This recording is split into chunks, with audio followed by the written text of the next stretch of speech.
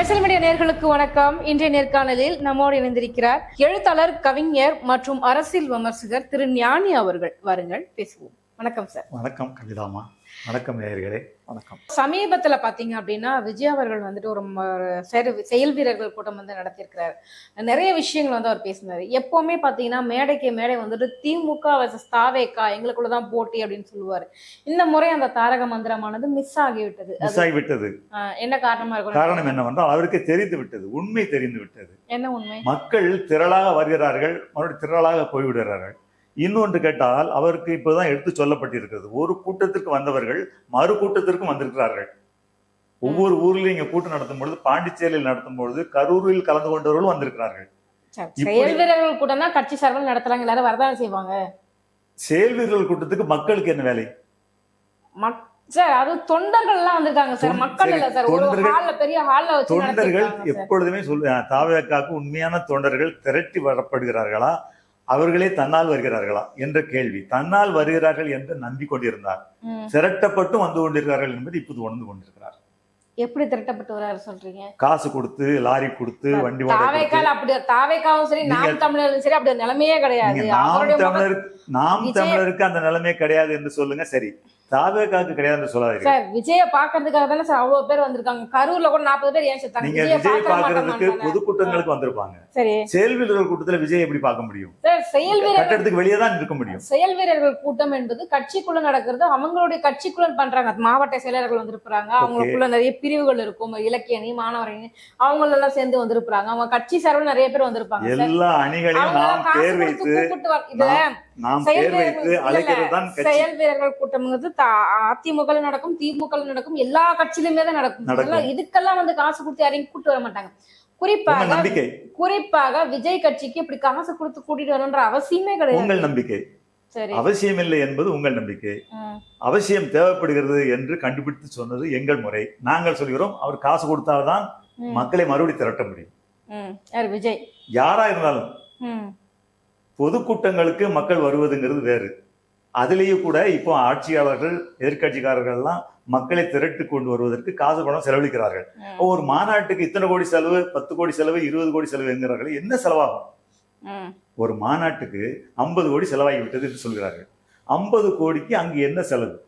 யாரும் தண்ணீர் பாட்டில் வைப்பதில்லை, கழிவு அறி கட்டுவதில்லை, பெரிய பந்தல் போடுகிறார்கள். இது தவிர சாப்பாடு கொடுப்பதில்லை. வேறு என்ன செலவு அவங்களுக்கு ஆகும்? சேரு, ஷாமியானா, லைட்டு, இதுக்கெல்லாம் 50 கோடி ஆகுமா? அது போக தண்ணி வைக்கலன்னு சொல்ல முடியாது. எல்லா இதுலயுமே தண்ணி, வாட்டர் பாட்டில் வைப்பார்கள். திமுக நடந்த இளைஞர் தவறி விட்டார்கள், இப்போது வைப்பார்கள்.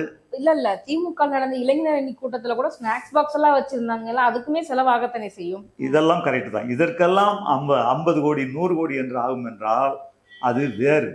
ஒரு ஆளுக்கு 500 ரூபாய் முதல் 1000 ரூபாய் கொடுத்து லாரிகள் அமர்த்தி, வாடகைக்கு அமர்த்தி, அவர்களை கொண்டு வந்து மறுபடியும் ஏற்றி அந்தந்த ஊர்களில் கொண்டு இறக்குவது வாடிக்கையாக இருக்கிறது. கடந்த சில கட்சிகள்ல அப்படி நடக்கலாம், எல்லா கட்சியிலும் நடக்குது. திமுகவிலும் நடக்கும், அதிமுகவிலும் நடக்கும். அது நடக்கதான் செய்யுது. தாவேகாவுக்கு நடக்காது என்று எதை வைத்து சொல்வீர்கள்? அவர் ஞான புருஷன், அவருக்கு மக்கள் எழுச்சியா வருவார்கள், அவரை பார்ப்பதே கோடி புண்ணியம் என்று வருவார்கள். அது மீட்டிங்க்கு வருவார்கள். நீங்க சொல்வது போல எல்லாரும் எத்தனை வயதுக்கு கீழ் வருகிறார்கள்? எல்லாம் 18 வயதுக்கு கீழ் உள்ளவர்கள். இவர்களை கொண்டு ஓட்டு போட முடியுமா? இந்த ஓட்டு ஆகுமா? அப்ப ஓட்டு போடுற ஆளு எங்ககிட்ட வர்றாங்கன்னு காமிக்கிறதுக்கு அவங்க எபோவ் 20 இயர்ஸ் ஆட்களை கொண்டு வர வேண்டியிருக்கு. இவங்க சம்பளத்துக்கு போறாங்க, வேலைக்கு போறவங்க, வியாபாரம் செய்யறவங்க, இவங்க எல்லாம் கொண்டு வந்தா அந்த ஒரு நாள் வருமானத்தை நம்ம கொடுக்கணும். அப்பதான் வருவாங்க. இந்த 18 வயசு கீழே உள்ளவங்களுக்கு ஆர்வத்துல வந்துடுவாங்க. எந்த கட்சிக்குமே அவங்க கூட்டம் வர்றாங்கன்னா அவங்களுக்கு காசு பணம் கொடுக்க வேண்டிய அவசியம் இல்லை. ஆனா வருமானத்தை விட்டு ஊதியத்தை விட்டு தன் வேலையை விட்டுட்டு வரக்கூடியவர்களுக்கு சன்மானம் கொடுத்தாக வேண்டும். அப்படியானால்தான் அந்த திரள் கூட்டம் வரும். இன்னொரு பக்கம் பாத்தீங்க அப்படின்னா, அந்த செயல் வீரர்கள் கூட்டத்துல வந்துட்டு விஜய் பேசும்போது அதிமுக திமுக ரெண்டுமே ஊழல் கட்சி அப்படின்னு சொல்லியிருக்கிறாரு. இதுக்கு வந்துட்டு அதிமுக தரப்புல இருந்து கடும் எதிர்ப்புகள் வந்துட்டு இருக்கு. இது 2 திராவிட கட்சிகளுமே ஊழல் கட்சி அப்படின்னு சொல்லியிருக்கிறாரு. இது எப்படி பாக்குறீங்க சார்? ஊழல் செய்யாமல் இனி எந்த அரசும் நகராது, நடக்காது, செய்யவே முடியாது. ஊழல் ஒரு பிரதான விஷயம். ஊழல் என்றால் ஒரு மந்திரி பேரம் பேசி, நான் வேலை செய்து தருகிறேன், நீங்கள் 100 ரூபா தர வேண்டும், என்று சொல்லி வாங்குவது அல்ல. ஐயா எனக்கு ஒரு வேலையாக வேண்டியிருக்குது, எனக்கு முடிச்சு கொடுக்கணும், நீங்க என்ன சொல்றீங்களோ நான் செய்கிறேன் என்று அந்த கான்ட்ராக்டர் கேட்பார். அவருக்கு அந்த வேலை செய்து கொடுக்கப்படும். அவர் அந்த ஒரு கட்சிக்கு நிதி கொடுப்பார். அந்த விழா நடக்கும் பொழுது, கட்சியினுடைய மாநாடு நடக்கும் பொழுது அவர் சில வேலைகளுடைய செலவினங்களை அவர் ஏற்றுக்கொள்வார். இதை ஊழல் என்று பார்ப்பதா, நன்கொடை என்று பார்ப்பதா, அல்லது அன்பளிப்பு என்று பார்ப்பீர்களா? இது 3 பேர்கள் அது இருக்கிறது. அதனால இதை கடந்து யாரும் வர முடியாது. இது இல்லாமல் கட்சி நடத்தவும் முடியாது. அதிமுகவை சேர்ந்த எடப்பாடி என்ன சொல்லியிருக்காரு அப்படின்னா, அதிமுக நீ ஊழல் கட்சி அப்படின்னு சொல்றியே, அப்ப அதிமுக இருந்து போன செங்கோட்டையனை மட்டும் கட்சியில இணைச்சிருக்கிறீங்களே, இது சரியா அப்படின்னு கேட்கிறாரு. இவர்கள் கேட்கலாம். ஏனென்றால் இவர்கள் கேட்டுக்கொண்டே இருப்பார்கள். அவருக்கு அதை பத்தி கவலை இல்லை. எங்களிடம் வந்து விட்டால் அவர் நல்லவராகி விடுவார். நேற்று வரை தப்பு செய்தவர் இனி தப்பு செய்வார் என்றே சொல்ல முடியுமா? ஒரு நேர்மையான இடத்துக்கு ஒருவர் வந்தால் அங்கு நேர்மையாக தானே இருப்பார் என்று நாங்கள் கருதுகிறோம் என்று தாவேக்கா சொல்கிறது. அதனால் அவர்களை சேர்த்துக் கொண்டார்கள். தாவேக்கால பாத்தீங்க அப்படின்னா, இப்ப விஜய் அவர்களுக்கு பாஜக மூலியமா நிறைய அழுத்தங்கள் வந்துட்டு இருக்கு அப்படின்னு சொல்றாங்க. குறிப்பாக ஜனநாயகன் படம் ரிலீஸ்ல வந்துட்டு பாஜக வேணும்னு அரசியல் பண்ணுது அப்படின்றாங்க. உண்மை நினைக்கிறீங்க? பாஜக அரசியல் பண்ண வேண்டிய அவசியம் முதலில் இருந்தது. ஆனால் இப்பொழுது அரசியல் தவிர்த்து அந்த படத்தில் நிறைய பிரச்சனைகள் இருக்கிறது. என்ன பிரச்சனை? ஒரு நடிகர், ஒரு ஹீரோ தன்னுடைய எதிரியை துரத்தி கொண்டு ஆயுதங்களை எடுத்துக்கொண்டு ஓடுவதும், அவனை கல்லால் அல்லது கம்பால் அல்லது கோடரியால், கத்தியால், துப்பாக்கியால் காயப்படுத்தி அழிப்பதும் அது ஹீரோனுடைய வேலையை ரசிகர்கள் ஏற்றுக்கொள்வான்.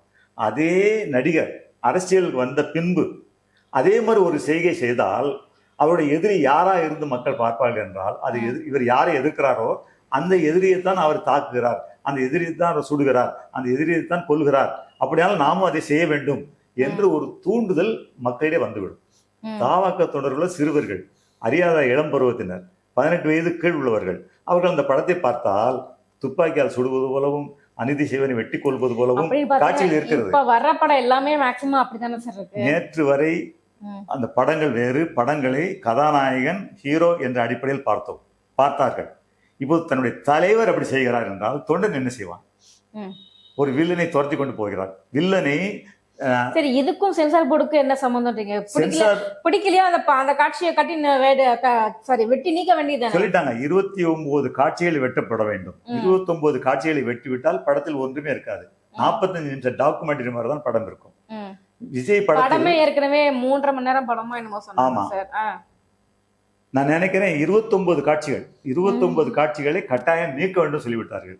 அது போல சில செய்திகள், கோடரி ஓங்குவது, துப்பாக்கியை நெஞ்சில் கிட்ட வைத்து சுடுவது, இந்த மாதிரி வன்முறை காட்சிகள் பல காட்சிகள் இருக்கின்றன. அந்த காட்சிகளுக்கு பதிலாக வேறு காட்சிகளை எடுத்து போடுங்கள் என்று சொல்கிறார்கள். இதை இவர்கள் அரசியலாக்குகிறார்கள். இதுல பாஜக என்ன சம்பந்தம்? பாஜக ஒரு சம்பந்தம் இல்லை. பாஜக நான் முதல்ல ஒரு பழைய பெட்டியிலே சொல்லியிருப்பேன், பாஜகவுக்கு மத அரசியல் பண்ணியோ அல்லது இது மாதிரி ஒருத்தரை கெடுத்து அரசியல் பண்ணி ஆள வேண்டிய அவசியம் அவர்களுக்கு இல்லை. அவருடைய வெற்றி இலக்கை, வெற்றியை நோக்கி செல்லும் பாதையை வகுத்து தெளிந்து விஞ்ஞான ரீதியாக புரிந்து கொண்டு விட்டார்கள். இவரோட படத்தை நிறுத்தி தான் அவர்கள் ஓட்டு வாங்க வேண்டிய அவசியம் அவர்களுக்கு இல்லை. ஒருவித மன அழுத்தம் கொடுக்குறாங்க விஜய்க்கு அப்படின்னு சொல்றாங்க. எல்லாருக்கும் மன அழுத்தம் வரும். காலையில் எழுந்தால் இரவு தூங்க செல்லும் முன் 1000 அழுத்தங்கள் முதலமைச்சருக்கு வருகிறது. காலையில் எழுந்தால் தூங்க செல்லும் முன் 1000 அழுத்தங்கள் எடப்பாடி பழனிசாமிக்கு வருகிறது. அரசியலில் இருப்பவர்கள் அழுத்தமே இல்லாமல் வாழ முடியும், மகிழ்ச்சியாவே வாழ முடியும், குதூகலமா இருப்பார்கள் என்று சொல்ல முடியாது. அவர்களுக்கு உண்ண நேரம் இருக்காது, உறங்குவதற்கு கூட நேரம் இருக்காது. இப்படி உழைப்பதுதான் அரசியல். சீமானை எடுத்துக்கொண்டால் அவரும் இரவு பகலா உழைக்கிறார். அவருடைய கட்சி தொண்டர்களை உசுப்பி விட்டு அவர்களுக்கு உற்சாகப்படுத்த வேண்டிய கடமையில் அவர் இருக்கிறார். இப்படி ஒவ்வொரு தலைவரும் அரசியலுக்கு வந்துவிட்டால் அவர்கள் தங்களுடைய நேரத்தை, சுய சுகங்களை மறந்துதான் ஆக வேண்டும். இதுல அழுத்தம் என்ற பேச்சுக்கே இடமில்லை. இப்போ அழுத்தம்னு நான் சொன்னதுக்கான ரீசன் என்ன அப்படின்னா, ஜனநாயகன் படம் ஒரு பக்கம் வெளியே வரல, இன்னொரு பக்கம் வந்து சிபிஐ வழக்கு விசாரணை வந்து போய்கிட்டு இருக்குது. நிறைய கேள்விகள் கேட்டுட்டு இருக்காங்க விஜய் மேல. கரூர் சம்பவம் குறித்து நிறைய கேள்விகள் கேட்கப்பட்டு வருது. ஒரு தரப்பு என்ன சொல்றாங்க அப்படின்னா, இதே மாதிரி போச்சு அப்படின்னா அவருக்கான கைது கூட செய்யப்படலாம் அப்படின்னு சொல்றாங்க. இது எப்படி பாக்குறீங்க? விஜய் பொறுத்தளவில் கைதுக்கு பயப்படக்கூடாது. கைது செய்தால் செய்யட்டும், என்ன செய்து விடுவார்கள்? அவர் அதான் சொல்லியிருக்காரு, இதுக்கெல்லாம் பயப்படுற ஆளானாலும் தான் கேட்கிறார் விஜயும். அப்படியானால் ஏன் இந்த சர்ச்சையை கிளப்பி விடுகிறார்? அவருக்கு மன அழுத்தம் கொடுக்கிறார்கள், கைது செய்யப்படுவார்கள். அவர் தரப்புல இருந்து கொடுக்கலையே சார். யார் தரப்பு, எந்த தரப்பு சொல்வதா? அவர் தரப்புல இருந்து கொடுக்கலையே. அவர் வந்து சொன்னாரா எனக்கு வந்து மன அழுத்தமா? அவர் எதுவுமே சொல்ல மாட்டார். விஜயை பொறுத்தளவில் வாய் தரவா பச்சிடம் குழந்தை, நான் பேச மாட்டேன், என்னை பற்றி உலகம் பேசும். அவருடைய ஒரு படத்துல டயலாக் இருக்கும், நான் பேச மாட்டேன், என்னை பற்றி பிறர் பேசும்படி நான் செய்வேன் என்று சொன்னார். ஆனால் அரசியலுக்கு அது செய்வாராது. அவரும் பேச வேண்டும், உலகமும் அவரை பற்றி பேச வேண்டும். அவர் எந்த விஷயத்துக்குமே அவர் வாய் திறக்க மாட்டார். யாராவது திறப்பார்கள். இன்னும் கட்டி பாத்தீங்களா என்றால் புஷியானது கூட வாய் திறக்க மாட்டார். இன்னொருவர் இருக்கிறார், ஜெயபிரகாஷ், அவர் பேரு, அந்த அவருடைய கட்சியில் உள்ளவர், அவர் பேச மாட்டார். போய் இப்ப சேர்ந்திருக்கிறார்களே அவர்கள் தான் பேசுவார்கள். இப்போ செங்கோட்டையன் கூட அதை பத்தி பேசுவதில்லை. ஏன்? செங்கோட்டையன் அரசியல் பத்தி அதிகமா பேசி தன்னுடைய நிலை என்ன என்று தெரியாமல் பேசிக்கொள்ள அவர் விரும்பவில்லை. தனக்கு அந்த கட்சியில் என்ன இடம், தனக்கு என்ன பதவி, பொறுப்பு என்ன, தான் என்ன பேச வேண்டும் என்பது தெரியாமல் இந்த கட்சியில் சேர்ந்து விட்டோம் என்று விழித்துக் கொண்டிருக்கிறார். ஆனால் அவர் எதையுமே பேச முடியாமல் இருக்கிறார். அவரா விரும்பி தானே சேர்ந்தார். யார போய் பிடிச்சாலும் நீங்க எல்லா வெளிப்பார்வைக்கு எல்லாரும் அவருக்கு அவங்களா விரும்பிதான் சென்றார்கள் என்று சொல்வார்கள். ஆனால் தனிப்பட்ட முறையில் பேரங்கள் நடப்பதும் பேசி முடிப்பதும் அரசியலில் பின்னணியில் நடப்பதுதான். நீங்கள் ஊடக வழியாக நமக்கு தெரிகிற விஷயம்னா தானாக விருப்பப்பட்டு சேர்ந்தேன்னு சொல்கிறார்கள்.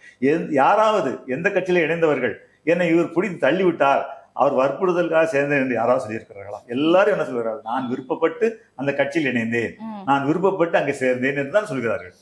சோ விருப்பப்பட்டு என்பதுக்கு பின்னாடி இவர்களை ஒருவர் திருப்பப்பட்டு திருப்பி இருக்கிறார்கள்.